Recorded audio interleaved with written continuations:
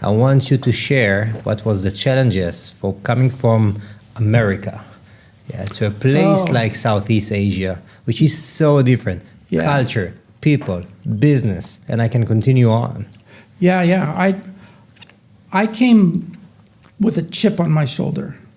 I was arrogant, first off, right? Because I was an American male in my 40s who had worked for these certain companies, and I came in, and I mean, one of the first things that we had talked about is doing like, a TEDx. We ended up doing a Singapore TEDx together, right? One of the first things we did together. Yeah. And I would open my mouth and I would say things, but I didn't have the cultural grounding. I had an American Western male point of view. And eventually I was called out by it. And it was probably one of the best things that ever happened to me. So Iris Wee, she was I believe, head of marketing at StarHub, which was a Volcanic client. And I critiqued a piece of work that I shouldn't have critiqued. First off, it was in Mandarin. It was about broadcast TV. And I had just, because I was a designer, I had a point of view. Even though you're completely out of your out of my field. element. And she stopped the entire meeting, and it was in front of like 15 people. And she did this.